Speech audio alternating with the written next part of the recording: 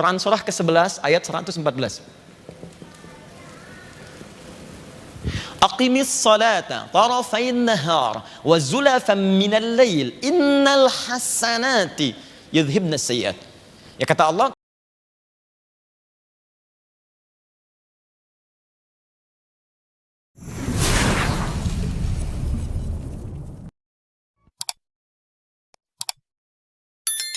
saya tidak bermaksud mengajari, hanya mengingatkan, amal itu dibagi tiga. Di amalan dengan fisik, ya tubuh, yang tidak menggunakan harta.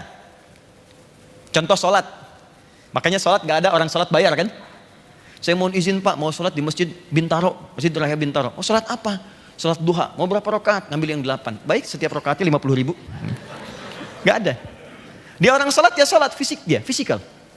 Ada ibadah yang kedua, itu ibadah harta saja. Gak pakai fisik. Ya, gak ada keterlibatan fisik di situ, kecuali sedikit saja. Harta. Contoh zakat, infak, ya, itu amalan harta.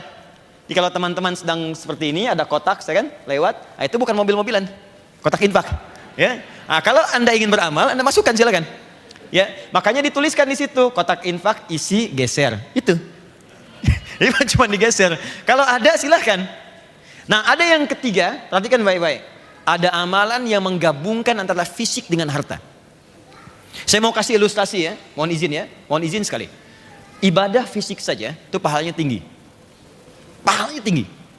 Sholat misal, sholat itu kalau sendirian dikerjakan, bukan di masjid, tidak berjamaah, paling minimal 10 pahalanya. Paling minimal. Tahu dari mana Ustaz? Quran surah ke-6 ayat 160. Kita perbandingan sedikit. Quran surah 6 Al-An'am ayat 160. Man jaa bil hasanati, siapa yang mampu mengerjakan satu kebaikan yang bernilai pahala. Teman-teman ingat baik-baik, hasanah itu artinya kebaikan yang punya nilai pahala. Di saat dikerjakan, maka pahala dituliskan, itu hasanah namanya. Nanti di akhirat, hasil pahala itu dikalkulasi, diwujudkan dalam bentuk hadiah pemberian, surga itu. Makanya kita minta di dunia itu setiap perbuatan harus jadi pahala, harus jadi hasanah. Makan jadi hasanah, minum jadi hasanah, sholat jadi hasanah. Makanya kita sering berdoa kepada Allah, dunia semua perbuatan jadi hasanah, di akhirat hasanah diberikan kepada kita nilainya. Maka turunlah Quran surah kedua Al-Baqarah ayat 201, paling kanan sebelah bawah di mushaf, untuk menyampaikan berita itu. Wa minhum may yaqulu rabbana atina fid dunya hasanah wa fil akhirati hasanah. Jadi di dunia dapat hasanah, di akhirat diberikan nilainya. Kalau orang sudah punya banyak koleksi pahala, maka dia akan terbebas dari neraka. Terbebas dari neraka. Makanya ayatnya diteruskan, waqina adzabannar. Nah, salat itu termasuk perbuatan hasanah. Saat dikerjakan ada pahala. Karena itu salat disebut dengan hasanah. Quran surah ke-11 ayat 114. Aqimis salata tarafain nahar wa zulafan minal lail innal hasanati yudhibna sayyiat. Ya kata Allah, tunaikan salat dengan benar dari mulai dua sisi siang, subuh sampai dengan ke asar. Kemudian sampai ke malam, ke maghrib teruskan ke isya. Innal hasanat, salat itu, semua salat yang dikerjakan bentuknya jamaah, itu dia hasanat. Jadi punya nilai pahala, saat dikerjakan dapat pahala. Berapa pahalanya? Mohon izin, ketika Anda mulai takbir selesai salam, kalau sendirian, tidak berjamaah, dan bukan di masjid, 10 nilainya. Dari mana taunya? Kembali ke Quran surah ke-6 ayat 160. Man jaa bil hasanati, siapa yang mengerjakan satu perbuatan hasanah, maka poinnya falahu asyru amsalihha, 10 poinnya. Nah, poin 10 itu jangan dihitung 1, 2, 3, 4, tidak. Poin 10 itu, satu keduanya bisa 500 tahun. Dua ketiga bisa 500 tahun. Dan nanti saat akan wafat dalam sakarat ditampakkan. Makanya banyak orang menyesal.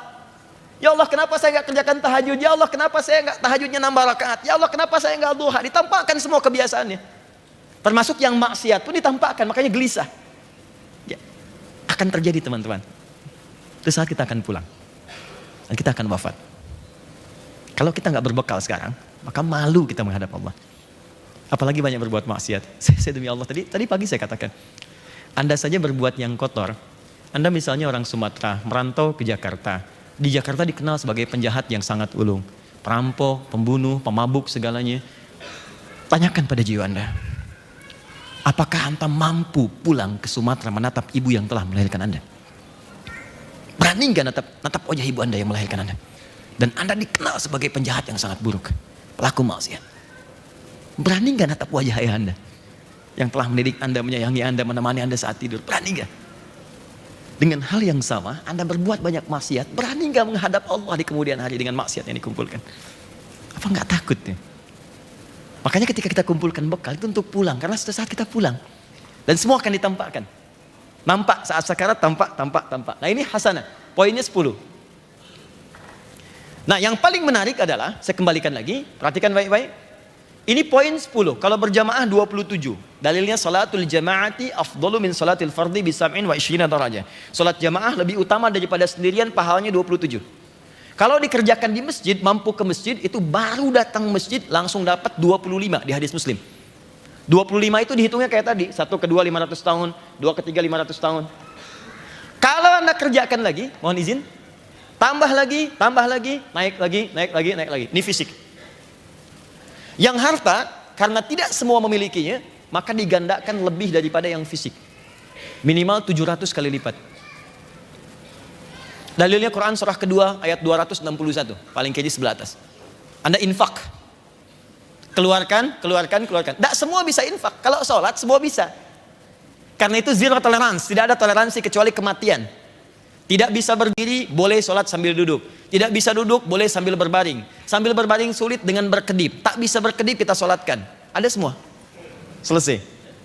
Tapi harta tidak semua orang bisa. Karena itu ketika mengeluarkan harta, pahala lebih banyak dibandingkan fisik. 700 kali lipat. Ya kata Allah, perumpamaan orang infak. Masalul ladzina yunfiquna amwalahum fi sabilillah kamatsali habbah. Seperti orang menanam satu benih. Ambatat sab'a sanabil. Tumbuh jadi 7, 1 kali 7. Fi kulli sumbulati mi'atu habbah, setiap tangkainya kalikan 100 benih lagi. 1 kali 7 kali 100, 700 kali lipat. Sekarang, kalau ada orang yang mampu menggabungkan keduanya, fisik dan harta, berapa pahalanya? Sedang gak ada hitungan lagi, surga pahalanya. Ibadah fisik dan harta kalau digabungkan, kalau benar ibadahnya, itu pahala yang sebanding gak ada yang lain kecuali surga. Contoh paling besar, jihad fisik dengan harta. Konkretnya seperti yang haji sekarang. Bukankah untuk haji mengumpulkan harta dulu? Ada yang jual tanah, jual kebun, jual pakaian, jual emas. Kemudian mohon izin, bukankah di sana ada ibadah fisik? Tawaf, berputar, sa'i. Makanya Nabi memberikan apresiasi tinggi ketika berhasil hajinya.